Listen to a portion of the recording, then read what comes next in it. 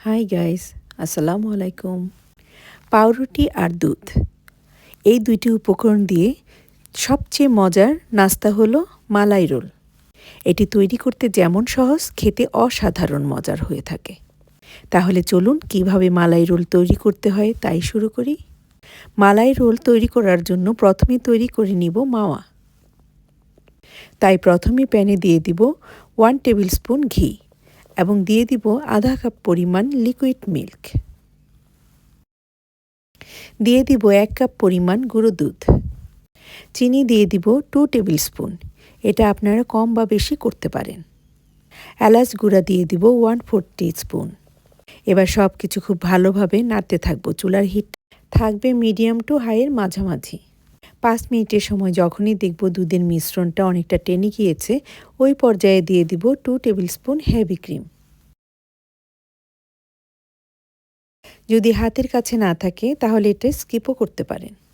আবারও নাড়তে থাকবো অনবরত, না হলে নিচে পোড়া লেগে যেতে পারে।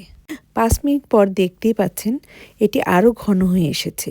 এ পর্যায়ে চুলাটা বন্ধ করে দিব এবং চুলার উপরেই রেখে আরও 5 মিনিট নাড়াচাড়া করে নিব এবং একটি বাটিতে ঢেলে নিব এবং অপেক্ষা করব ঠান্ডা না হওয়া পর্যন্ত।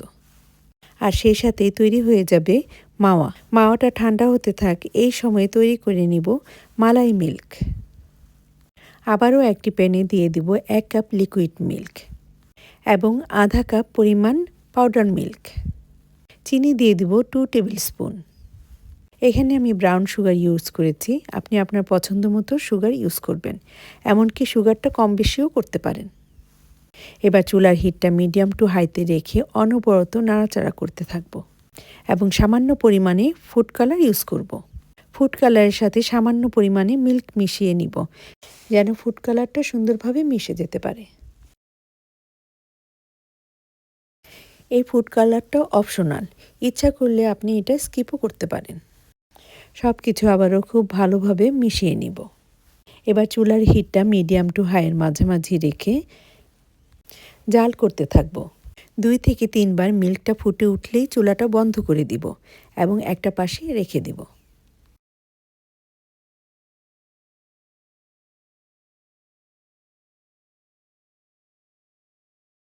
এবার মালাই রোল তৈরি করার জন্য নিয়ে নিয়েছি 6 পিস পাউরুটি।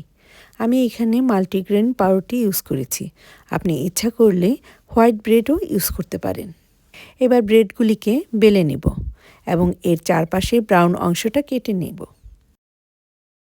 এবার আমি এই বেলে নেওয়া পাউরুটিতে তৈরি করে রাখা মাওয়া সমস্ত ব্রেডটাতে ছড়িয়ে দেব এবং আলতো হাতে রোলের শেপ দেব এবং যে পাত্রে পরিবেশন করব সেই পাত্রে রেখে দেব। এবার আমি বাকি ব্রেডগুলি দিয়ে সেম প্রসেসে রোল তৈরি করে নিয়েছি।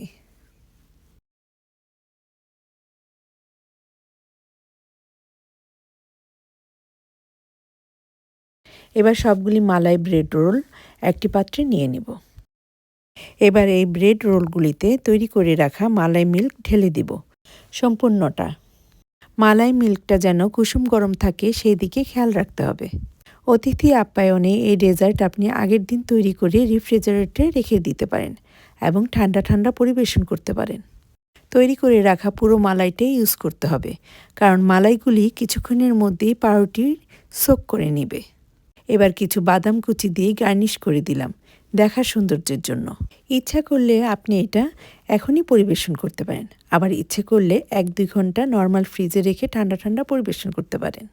এটা খুবই সফট হয়ে থাকে এবং আলহামদুলিল্লাহ অনেক বেশি মজার হয়ে থাকে। অতিথি আপ্যায়ন বা ঈদে এই শর্টকাট রেসিপিটা তৈরি করবেন। আল্লাহ হাফেজ।